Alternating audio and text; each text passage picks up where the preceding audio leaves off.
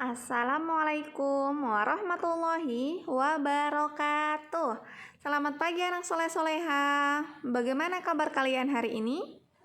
Alhamdulillah, luar biasa, tetap semangat, Allahu Akbar. Alhamdulillah, pagi ini kita bertemu kembali ya di pembelajaran tematik kita. Semoga anak soleh-soleha tetap semangat dalam mengikuti pembelajaran kita pagi ini. Sebelum kita belajar, kita membaca dulu doa belajar ya. Sikap berdoa. Tangan diangkat. Kepala ditundukkan. Doa dimulai. A'udzu billahi minasyaitonir rajim.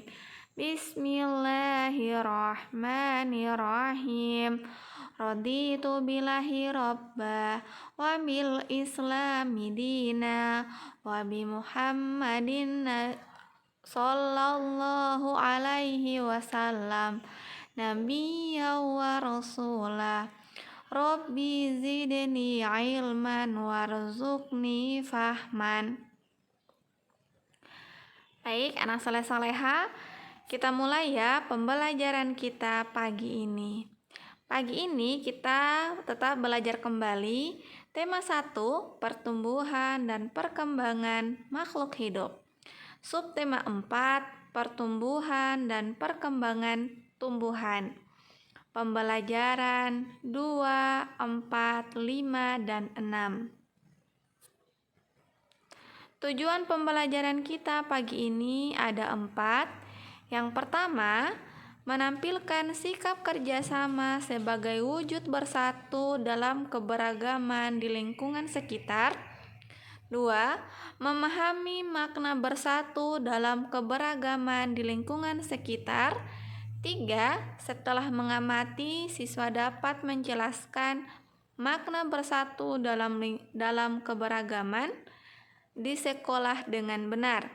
Yang terakhir, setelah mengamati, siswa dapat menceritakan pengalaman berkaitan dengan manfaat bersatu dalam menjalankan satu kegiatan yang dilakukan di sekolah dengan benar.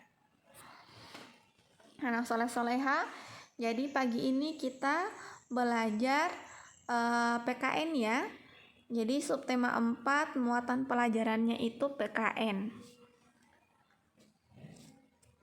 Ikutilah tahapan bermain sesuai gambar. Buatlah kelompok-kelompok yang terdiri atas 5 orang pemain. Seorang pemain akan bertugas melompat. 4 pemain lainnya bertugas memegang batang bambu. Setiap pasangan pemegang bambu berhadap-hadapan dan menggerakkan bambu bersamaan.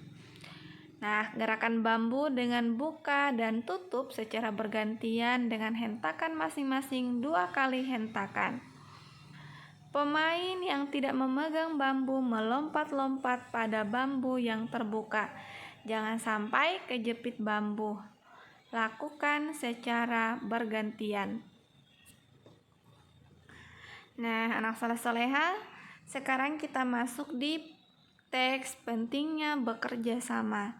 Tapi sebelum itu, kita harus tahu dulu apa itu kerjasama. Nah, kerjasama itu anak soleh-soleha adalah pekerjaan yang dilakukan oleh 2 orang atau lebih untuk mencapai tujuan yang sebelumnya telah disepakati bersama. Kenapa kita harus bekerja sama? Karena anak soleh-soleha bekerja sama itu memiliki banyak manfaat. Dan juga karena manusia merupakan makhluk sosial yang artinya manusia tidak dapat hidup sendiri. Pasti membutuhkan bantuan orang lain untuk menjalani kehidupannya. Sebelum kita memahami pentingnya bekerja sama, Ustazah jelaskan dulu 3 manfaat dari bekerja sama. Manfaat yang pertama adalah menumbuhkan sikap semangat persatuan. Yang kedua, pekerjaan akan lebih mudah dikerjakan. Yang ketiga, pekerjaan akan lebih cepat selesai. Itu ya, 3 manfaat dari bekerja sama. Sebenarnya cukup banyak, tapi Ustazah jelaskan 3 saja. Sekarang kita masuk di teks bacaan pentingnya bekerja sama. Bermain lompat bambu memerlukan kerjasama yang baik antar sesama pemegang bambu maupun pemainnya. Jika tidak ada kerjasama, akan membahayakan pemain dan pemegang bambu. Tangan pemegang bambu bisa terjepit bambu jika tidak bekerja sama dengan baik. Kaki yang melompat pemain akan tersangkut dan terjepit bambu jika tidak ada kerjasama yang baik. Nah, selain kerjasama, konsentrasi pemain juga sangat penting saat bermain lompat bambu. Jika tidak berkonsentrasi, maka akan membahayakan seluruh pemain. Tugas pertama anak soleh-soleha. Ada 4 nomor. Yang pertama, apakah kamu bekerja sama dengan teman saat bermain lompat bambu? Yang kedua, bagaimana cara kamu bekerja sama? Yang ketiga, apakah cara yang membuat kamu berhasil bermain lompat bambu? Yang keempat, apa yang membuatmu tidak berhasil dalam bermain lompat bambu? Jadi anak soleh-soleha, ini soalnya apabila anak soleh-soleha di rumah pernah main lompat bambu. Pembelajaran keempat, berbagai jenis umbi-umbian. Umbi-umbian merupakan makanan yang sangat digemari oleh sebagian besar penduduk Indonesia. Umbi-umbian dapat diolah menjadi berbagai makanan. Hari ini Siti dan teman-teman belajar memasak. Mereka membuat makanan dari bahan singkong yaitu getuk. Mereka bekerja bersama-sama. Mereka membagi tugas dengan merata sehingga semua pekerjaan dapat diselesaikan dengan baik. Bekerja sama juga membuat pekerjaan terasa lebih ringan. Kita masuk di pembelajaran kelima. Anak soleh-soleha, bekerja sama bisa dilakukan di rumah, di sekolah, di lingkungan, dan lain-lain. Bekerja sama bisa dilakukan dimanapun ya. Nah, amatilah lingkungan di sekitar sekolahmu. Coba lakukan kegiatan merawat lingkungan sekolah bersama teman-temanmu. Kegiatan yang dapat dilakukan adalah menanam dan menyiram tanaman. Selain itu juga merapikan dan membersihkan lingkungan secara bersama-sama. Ini bentuk kerjasama di sekolah. Gambar beberapa anak yang sedang membersihkan kelasnya atau lingkungan sekolah dengan bersama-sama dengan melakukan kerjasama. Kerjasama di lingkungan sekolah bisa dilakukan seperti bekerja sama mengerjakan tugas kelompok dan bekerja sama melaksanakan piket kelas. Itu 2 contoh bekerja sama di lingkungan sekolah.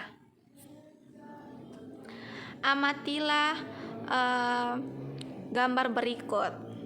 Udin dan teman-teman sedang berkunjung ke perkebunan jambu.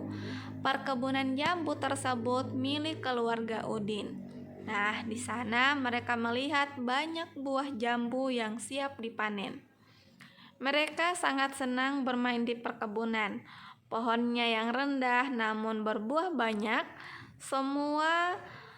Semuanya melalui proses pencangkokan. Keluarga Udin sangat rajin memelihara perkebunan. Setiap hari mereka bekerja sama menyiram dan mencabut rumput liar. Tak lupa juga memberi pupuk secara rutin. Udin adalah anak yang patuh dan rajin membantu orang tua. Anak soleh-soleha, kerjasama itu bisa dilakukan di mana saja ya. Contoh bekerja sama di lingkungan, misalnya bekerja bakti membersihkan lingkungan. Kemudian kerja bakti membersihkan lingkungan gotong royong, membangun masjid atau pos ronda. Kemudian kalau kerjasama di rumah, misalnya membantu ibu menyiram tanaman di halaman rumah bersama-sama, bekerja sama menjaga kebersihan rumah. Itu ya contoh-contoh bekerja sama baik di lingkungan sekolah, lingkungan rumah, kemudian di lingkungan sekitar. Nah, anak soleh-soleha, perhatikan gambar berikut.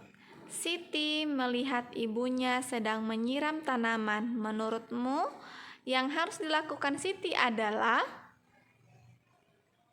Nah, kemudian Ayah Edo sedang menebang pohon yang sudah tua. Menurutmu, yang harus dilakukan Edo adalah?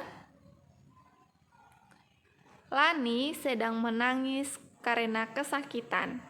Tangan Lani tertusuk duri bunga mawar. Menurutmu, yang harus dilakukan teman-teman Lani adalah? Nah, anak soleh-soleha, dijawab ya ketiga gambar tersebut. Lanjut, tugas yang selanjutnya. Pekerjaan apa saja yang bisa dilakukan atau yang biasa kamu lakukan untuk membantu orang tua? Nah, itu ya anak soleh-soleha, pembelajaran PKN kita pagi ini dan tugas-tugas apa saja yang Ananda kerjakan di rumah.